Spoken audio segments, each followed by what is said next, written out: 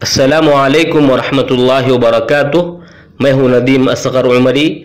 اور آپ دیکھ رہے ہیں جامعہ سبل السلام الدنکی۔ آج کی اس ویڈیو میں ہم معلوم کریں گے اصحاب صفہ کے بارے میں یا اہل صفہ کے بارے میں چند باتیں مختصر طور پر ایک خاکہ ذہن میں لاتے ہوئے۔ ہجرت جب ہوئی یعنی صحابہ کرام اسلام کی خاطر مکہ کو، اپنے گھر بار کو، تمام چیزوں کو چھوڑ کر مدینہ جب آئے تو انہیں کافی دشواریاں پیش آئیں۔ کئی ایک صحابہ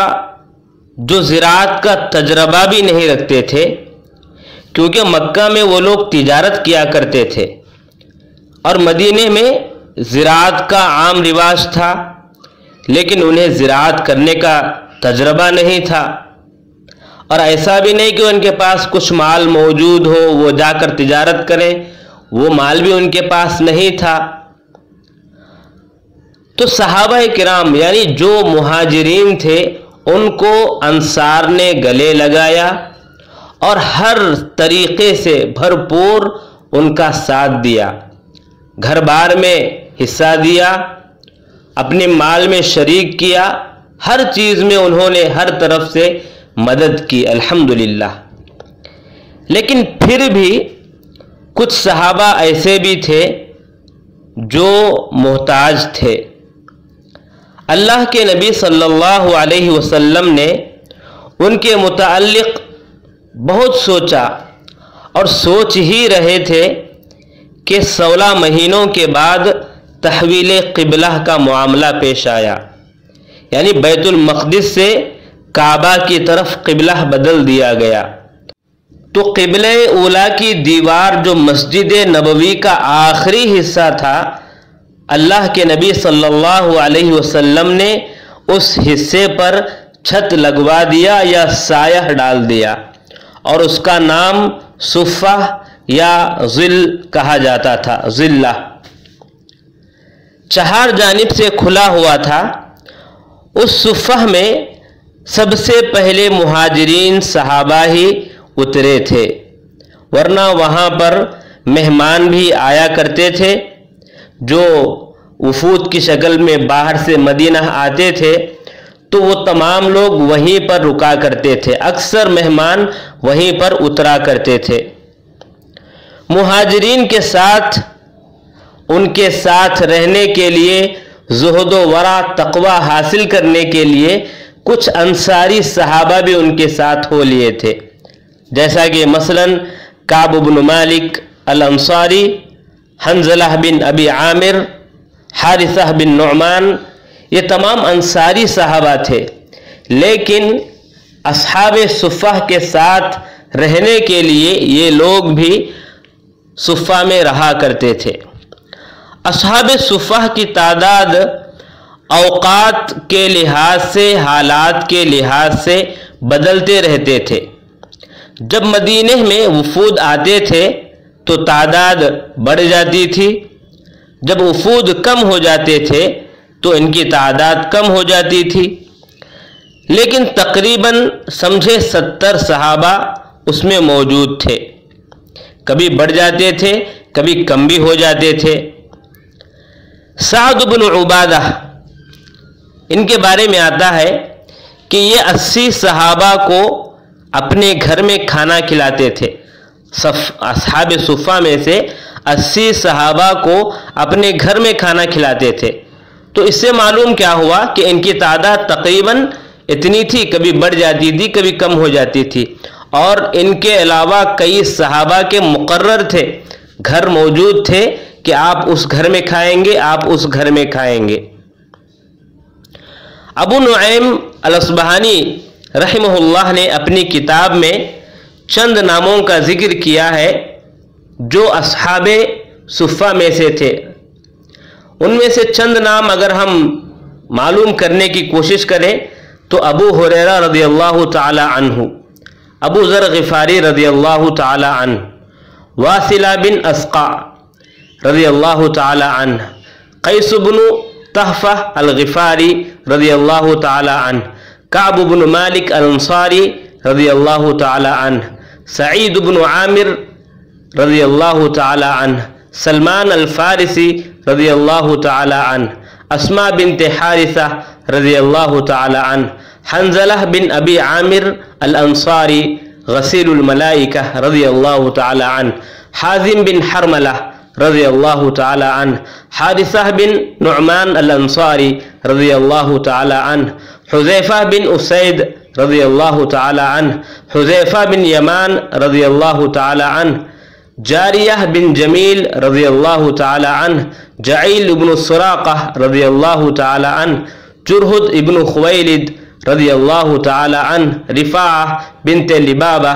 الانصاری لبابہ الانصاری رضی اللہ تعالی عنہ، عبداللہ ذو البجادین رضی اللہ تعالی عنہ، دکین ابن سعید رضی اللہ تعالی عنہ، خبیب ابن یساف رضی اللہ تعالی عنہ، خریم بن اوس الطائی رضی اللہ تعالی عنہ، خریم بن فادق الاسدی رضی اللہ تعالی عنہ، خنیس بن حذافہ رضی اللہ تعالی عنہ، خباب ابن الارد رضی اللہ تعالی عنہ، الحکم بن عمیر رضی اللہ تعالی عنہ، حرملہ ابن ایاس رضی اللہ تعالی عنہ، زید بن الخطاب رضی اللہ تعالی عنہ، عبداللہ ابن مسعود رضی اللہ تعالی عنہ، الطفاوی الدوسی رضی اللہ تعالی عنہ، طلحہ ابن عمر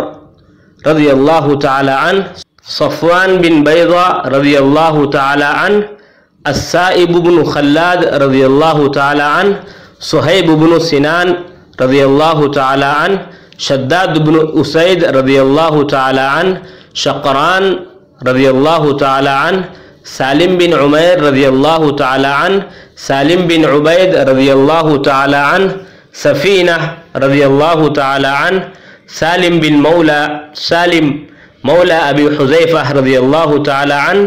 ابو رزین رضی اللہ تعالی عنہ، الاغر المزنی رضی اللہ تعالی عنہ، بلال ابن رواح رضی اللہ تعالی عنہ، البراء ابن مالک رضی اللہ تعالی عنہ، ثوبان رضی اللہ تعالی عنہ، ثابت بن ودیعہ رضی اللہ تعالی عنہ، ثقیف بن عمر رضی اللہ تعالی عنہ، سعد بن مالک ابو سعید الخدری رضی اللہ تعالی عنہ، العرباز بن ساریہ رضی اللہ تعالی عنہ، غرفہ الازدی رضی اللہ تعالی عنہ، عبد الرحمن بن قرط رضی اللہ تعالی عنہ، عباد بن خالد الغفاری رضی اللہ تعالی عنہ۔ یہ 50 پر ایک نام ہے جو وہ اپنی کتاب میں ذکر کرتے ہیں، اور کئی دوسرے نام بھی بتائے جاتے ہیں، کبھی کسی کتاب میں کم نام بھی بتائے جاتے ہیں۔ تو خیر تعداد کے لحاظ سے ہم نے کہا کبھی بڑھتے تھے کبھی کم ہو جاتے تھے، تو جن کو جو روایت ملی انہوں نے اس روایت کو اپنی کتاب میں نقل کیا ہے۔ اہل صفہ علم حاصل کرنے، عبادت کرنے، قرآن کی تلاوت کرنے، ذکر و اذکار کرنے، قرآن کی آیتوں کو پڑھنے پڑھانے، اسی میں مشغول رہا کرتے تھے، اور کتابت بھی وہ لوگ سیکھا کرتے تھے۔ ان میں کئی علماء بھی نکلے اور حفاظ بھی نکلے تھے۔ مثلا ابو ہریرہ رضی اللہ تعالی عنہ جو کثرت روایت میں مشہور ہیں، اور حذیفہ بن یمان رضی اللہ تعالی عنہ جو فتنوں کے بارے میں احادیث ان کو زیادہ یاد تھیں۔ ان کا علم، ان کی عبادت، یہ تمام چیزوں میں مشغول رہنے کا مطلب یہ نہیں کہ وہ لوگ جہاد میں شریک نہیں ہوتے تھے، جنگ میں شریک نہیں ہوتے تھے، بلکہ ان تعلیم کے ساتھ ساتھ، عبادت کے ساتھ ساتھ وہ لوگ جہاد میں بھی شریک ہوتے تھے، جنگوں میں بھی بھرپور حصہ لیتے تھے۔ جیسا کہ اصحاب صفہ میں سے کئی صحابہ ہیں جو مختلف جنگوں میں شہید ہوئے۔ مثلا جنگ بدر میں صفوان ابن بیضہ، خریم ابن فاتق، خبیب بن یساف، سالم بن عمیر، جاریہ بن نعمان، حارثہ بن نعمان، یہ تمام صحابہ بدر میں شہید ہوئے۔ احد میں حنزلہ جن کو غسیل الملائکہ کہا جاتا ہے، اور حدیبیہ میں جرہد ابن خویلد، ابو سریحہ، خیبر میں ثقف بن عمر، تبوک میں عبداللہ ذوالبجادین، یمامہ میں سالم زید بن خطاب۔ لہذا گویا کہ اگر ہم ان کے بارے میں بات کریں تو یہ رات کے عبادت گزار اور دن کے شہ سوار تھے۔ اصحاب صفہ کے پاس مکمل کپڑے بھی نہیں ہوا کرتے تھے جو سردی سے ان کو بچا سکے، بلکہ ڈھانپنے کے لیے بھی، خود جسم کو چھپانے کے لیے بھی ان کے پاس مکمل کپڑے موجود نہیں تھے۔ گردن میں جو وہ لوگ کپڑے لٹکاتے تھے، باندھ لیتے تھے، گردن کے پاس گرہ ڈالتے تھے، تو وہ کپڑا لٹکتا ہوا کبھی جو ہے پنڈلیوں تک پہنچتا اور کبھی گھٹنوں تک پہنچتا تھا۔ یہ ان کے کپڑوں کی حالت تھی۔ اصحاب صفہ ان کا کھانا کھجور تھا۔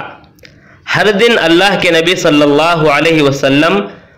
ہر دو کو ایک مد کھجور دیا کرتے تھے۔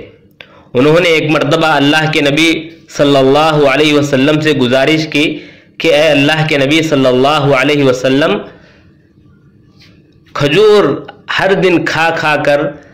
ہمارے جسموں میں گرمی سی چڑھ گئی ہے، پیٹ بہت زیادہ گرم ہو چکے ہیں، اگر کھانا بدلا جائے تو اچھا رہے گا۔ اللہ کے نبی صلی اللہ علیہ وسلم نے کہا ٹھیک ہے انتظام کرتے ہیں، لیکن انتظام نہیں ہو پایا۔ وہ لوگ صحابہ صبر کرتے تھے اور انہی پر گزار لیتے تھے۔ ہاں کبھی کبھی ہوتا کہ جو صحابہ مالدار صحابہ تھے وہ کبھی کبھی دعوت بھی دیا کرتے تھے، کھلانے کے لیے بلایا بھی کرتے تھے، تو اس وقت ان کو اچھے انداز میں کھانے کا انتظام ہوتا تھا۔ اور اصحاب صفہ میں سب صحابہ بھوکے ہیں، پیاسے ہیں،